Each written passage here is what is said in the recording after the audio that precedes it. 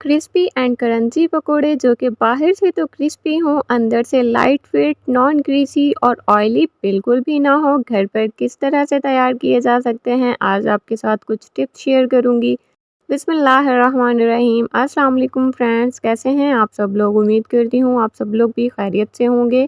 मैं हूँ समरीन और आप लोग देख रहे हैं यूट्यूब चैनल समर्स किचन। आज आपके साथ बहुत ही मज़ेदार पकोड़ों की रेसिपी अपनी स्पेशल चटनी के साथ शेयर करूंगी।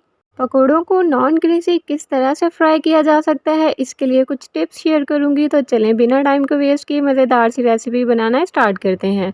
सबसे पहले हम 1.5 कप स्लाइस में कटा हुआ प्याज लेंगे। 3 से 4 टेबल स्पून चॉप किया हुआ हरा प्याज इसमें शामिल करेंगे। आधा कप इसमें बारीक चॉप किया हुआ धनिया शामिल कर देंगे। हरी मिर्चें हम शामिल करेंगे चॉप की हुई टेस्ट के हिसाब से। बेसन 1 कप, बेसन की क्वांटिटी ज़्यादा भी हो सकती है, आगे चल के आपके साथ डिटेल में शेयर करती हूँ। 1 टीस्पून इसमें कुटी हुई लाल मिर्चें शामिल कर देंगे। 1 टीस्पून इसमें साबुत जीरा शामिल करेंगे। 1 टेबल स्पून इसमें क्रश किया हुआ धनिया शामिल कर देंगे। अब हम इसमें आधी टीस्पून के बराबर लाल मिर्चों का पाउडर शामिल करेंगे और नमक शामिल करेंगे। इसमें 1 टीस्पून, आप अपने टेस्ट के हिसाब से कम या ज़्यादा कर सकते हैं। 1/4 टीस्पून हल्दी पाउडर शामिल कर देंगे। 1/4 टीस्पून अजवाइन शामिल करेंगे। 1 टीस्पून खुश्क अनारदाना शामिल करेंगे। ये ऑप्शनल है, अगर आपको पसंद है तो आप इस्तेमाल कर सकते हैं। आधी पिंच इसमें बेकिंग सोडे का इस्तेमाल करेंगे। अब इन तमाम चीज़ों को बहुत अच्छी तरह से मिक्स कर लेंगे ताकि प्याज और धनिए में अगर मॉइस्चर हो तो वो निकल जाए। फिर हम इसमें थोड़ा थोड़ा सा पानी डाल के इसका एक बैटर तैयार करेंगे।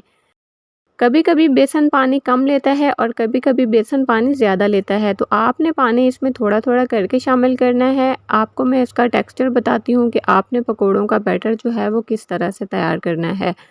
पकोड़ों के बैटर का टेक्सचर कुछ इस तरह का होना चाहिए, वीडियो में आप लोग देख सकते हैं। ना तो ये बहुत ज़्यादा रनी है और ना ही ये बहुत ज़्यादा सख्त है। अगर आप लोगों को इस तरह का टेक्सचर करने में थोड़ा सा बेसन और लगे तो आप लोग बेसन इस्तेमाल कर सकते हैं। हमेशा की तरह ऑयल को आपने स्टिक डाल के चेक कर लेना है और फिर आपने इसके अंदर पकोड़े डालने स्टार्ट करने हैं। पकोड़े आप हाथ से भी डाल सकते हैं और चम्मच की मदद से भी डाल सकते हैं।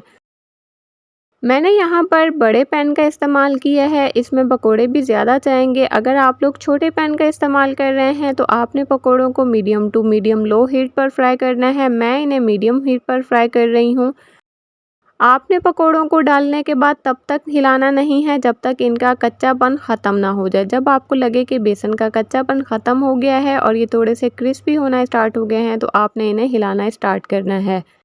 वीडियो में आप लोग देख सकते हैं कि बेसन की लेयर जो है वो अच्छी तरह से क्रिस्पी हो चुकी है। अब आप पकोड़ों को जिस तरह मर्जी हिला सकते हैं। अब आपने इन्हें हिलाते हुए फ्राई करना है मीडियम फ्लेम पर। पकोड़ों को फ्राइंग टाइम जो है वो 10 से 12 मिनट का है। जब इन पर आपकी मर्जी का प्यारा सा कलर आ जाए तो आपने इन्हें निकाल लेना है। अगर आप पकोड़े छोटे बर्तन में बना रहे हैं तो आपने इन्हें मीडियम टू लो हीट पर फ्राई करना है। क्योंकि मेरा बड़ा बर्तन है तो इसीलिए मैं इन्हें मीडियम हीट पर ही फ्राई कर रही हूँ। आप लोग ऑयल में बबल देख सकते हैं कि कितनी तेज़ी से बन रहे हैं, क्योंकि ऑयल का टेम्परेचर जो है वो बिल्कुल राइट टेम्परेचर है। आपने यहीं पर पकोड़ों को शेक करना है ताकि एक्स्ट्रा ऑयल जो है वो निकल जाए। हमेशा आप लोगों के साथ शेयर करती हूँ कि फ्राई वाली कोई भी चीज़ आप लोगों ने किसी भी जाली स्टैंड पर निकालनी है, उसके लिए आपने टिश्यू पेपर, टॉवल या न्यूज़पेपर का इस्तेमाल नहीं करना। क्योंकि इस तरह से आपकी फ्राइंग चीज़ जो है वो काफ़ी टाइम तक क्रिस्पी रहती है। आप लोग इनका कलर देख सकते हैं कि ये बहुत ही प्यारा इन पर एक कलर आया है और ये बिल्कुल भी नॉन ग्रीसी नहीं है। अगर आप लोग पकोड़ों को राइट टेम्परेचर पर फ्राई करेंगे तो ये बिल्कुल नॉन ग्रीसी और बाहर से बहुत ही क्रिस्पी बनकर तैयार होंगे। जिस तरह से आप लोगों को वीडियो में नज़र आ रहा है कि पकोड़े बिल्कुल नॉन ग्रीसी हैं। ग्रीसी ना होने के साथ साथ ये बाहर से बहुत ज़्यादा क्रिस्पी भी बनेंगे। जिस तरह से वीडियो में आप लोग देख सकते हैं कि बाहर से पकोड़े बहुत ही ज़्यादा क्रिस्पी हैं और अंदर से बहुत ही लाइट वेटेड हैं। देखा आप लोगों ने, पकोड़े बहुत ही क्रिस्पी बने हैं। तो चलें अब स्पेशल चटनी भी तैयार कर लेते हैं। 1 कप धनिया लेंगे, आपने धनिया डंडियों समेत इस्तेमाल करना है। आधा कप आपने इसमें पुदीने के पत्ते शामिल करने हैं अच्छी तरह से वॉश करने के बाद। 1 से 2 इसमें हरी मिर्चें मैंने शामिल की हैं। 2 से 3 टेबल स्पून इसमें चीनी शामिल कर देंगे। ज़ीरा पाउडर शामिल करेंगे 1/4 टीस्पून। नमक शामिल करेंगे 1 तिहाई टीस्पून। चिली फ्लेक्स शामिल कर देंगे इसमें 1/4 टीस्पून। काला नमक इसमें शामिल करेंगे 1/4 टीस्पून। आधा कप इसमें इमली का पल्प शामिल करेंगे। पल्प जो है वो बहुत ज़्यादा गाढ़ा है, इसीलिए इसमें 2 से 3 टेबल स्पून पानी शामिल करेंगे और इसे ब्लेंडर में डाल के ब्लेंड कर लेंगे। तो लीजिए तैयार है हमारी बहुत ही मज़ेदार स्पेशल चटनी, जो कि आप लोगों ने पहले भी बहुत दफ़ा काफ़ी वीडियोस में देखी होगी।